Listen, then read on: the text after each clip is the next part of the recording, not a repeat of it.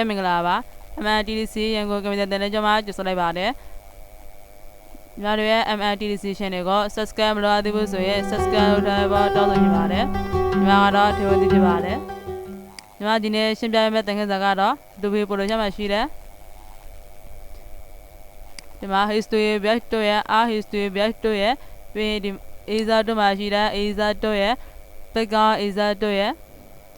magic eraser တို့အကြောင်းကိုရှင်းပြပေးသွားမှာဖြစ်ပါတယ် sorry ပထမဆုံးရှင်းပြမှာကတော့ဒီမှာ eraser history brush တို့ဖြစ်ပါတယ်ဒီမှာ art history brush တို့ကိုတစ်ချက်ညှပ်လိုက်ပါမယ် keyboard ဘောကဆိုရင် 1 ကိုနှိပ်ပေးလို့ရပါတယ်ဒီမှာ obviously မှာတော့100ခဏ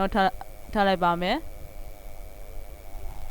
ပြီးဒီမှာမောင်းမာတော့ပုံစံမျိုးမျိုးရှိပါတယ်ပထမဆုံး normal ပုံစံထားလိုက်ကြည့်လိုက်ပါမယ်ပြီးဒီမှာလည်းမိမိနဲ့တက်တဲ့ပုံစံကိုထားလိုက်ရပါတယ်ဒီမှာတစ်စင်မှမဟုတ်ပါဘူးဒီမှာ20ထားကြည့်လိုက်ပါမယ်ပြီးပုံကိုပြန်လုပ်ကြည့်လိုက်ပါမယ်ဒါဆိုရင်ဒီမှာပုံအကုန်လုံးဝါသတာကိုမြင်မှာဖြစ်ပါတယ်ဒီပုံကတော့ငကိုပုံစံနဲ့ပြန်ရှင်နေဆိုရင် history brush တွန်းနဲ့ငကိုပုံစံနဲ့ပြန်လုပ်ပေးလိုက်ရပါတယ်ဒီလိုပြုလုပ်တဲ့အခါ mouse ကိုဖိပဲပြုလုပ်ရဖြစ်ပါတယ်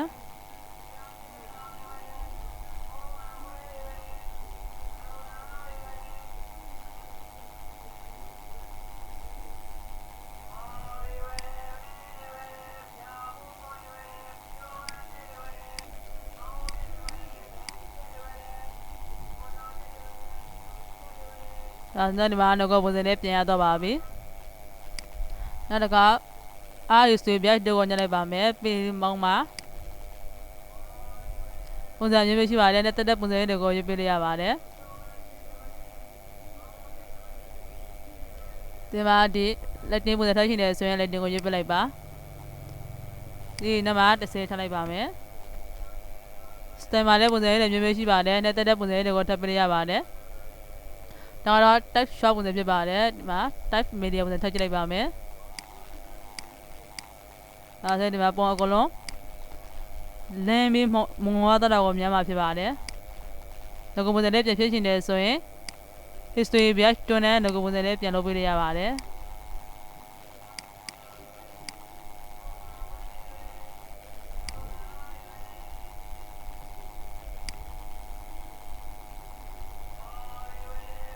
ဒါဆိုဒီမှာငကိုပုံစံလေးပြန်ရတော့ပါပြီ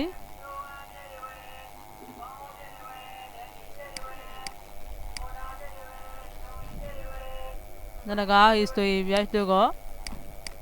history brush တို့ကိုညှပ်လိုက်ပါမယ်ပြီးမောင်းမှာတော့မိမိနဲ့တဲ့ပုံစံတွေကိုထပ်ပေးရပါတယ် normal ပုံစံပဲထပ်လိုက်ပါမယ် opacity ကို short ကြည့်လိုက်ပါမယ် opacity မှာ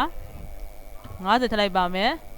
ပြီး style မှာလည်းပုံစံတွေမျိုးမျိုးရှိပါတယ်နဲ့တဲ့ပုံစံတွေကိုစကြရွေးထည့်ပေးရပါတယ်ဒီပုံစံလေးထည့်ကြည့်လိုက်ပါမယ်အဲဒါဒီမှာပုံငကိုပုံစံနဲ့ပြတ်တော့ကိုများမှာဖြစ်ပါတယ်ငကိုပုံစံကိုပြန်ယူရှင်တယ်ဆိုရင် sorry history brush တွန်းလုပ်ပေးလို့ရပါတယ်ဒီဘက်ကဆိုရင် 1 ကိုနှိပ်ပေးလို့ရပါတယ်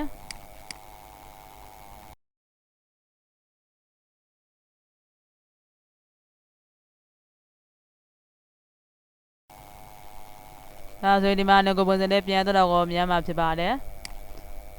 history brush တို့မှာဒီမှာ style မှာပုံစံမျိုးမျိုးရှိပါတယ်နဲ့တက် style တွေကိုယူပေးလို့ရပါတယ်ဒီပုံစံလေးကိုကြည့်လိုက်ပါမယ် opacity မှာ100ထပ်ကြည့်လိုက်ပါမယ်ဒါဆိုဒီမှာငကိုပုံစံလေးပြတ်တော့ကိုများမှာဖြစ်ပါတယ်ဝင်ရပုံကိုပြန်ယူရှင်တယ်ဆိုရင် history brush နဲ့လုပ်ပေးလို့ရပါတယ်ဒါမှမဟုတ် window မှာရှိတဲ့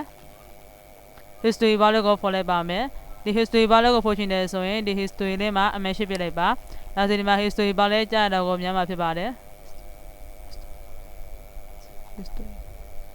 ငကိုပုံစံနဲ့ပြန်ယူရှင်တယ်ဆိုရင်ဒီမှာငကိုပုံကတရှင်းနှိပ်လိုက်ပါဒါဆိုရင်တော့ဒီမှာမုံရဲပုံစံပြန်ရတော့ကိုများမှာဖြစ်ပါတယ်မုံရဲပုံကိုပြန်လုပ်တဲ့အခါ history bar ကလုပ်ပေးရသလိုဒီမှာ history brush တွန်းနဲ့ပြုလုပ်ပေးရပါတယ်ဒီ box လေးကိုပြန်ပေးရှင်တယ်ဆိုရင်ဒီမှာ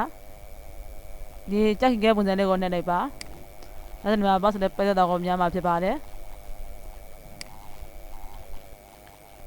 ဒါဆိုရင်ညီမညီလေးရှင်းပြပေးတဲ့သင်ခန်းစာလေးကိုနားလည်လို့မြင်နိုင်ပါတယ်ညီမရဲ့ဒီသင်ခန်းစာကိုကြံ့တဲ့လေဆိုရင်တော့ like and subscribe လေးလုပ်တော့ပြပါအောင်နော်ကြည့်ရှုပြီးတော့တဲ့လည်းအားလုံးကိုကျေးဇူးတင်ပါတယ်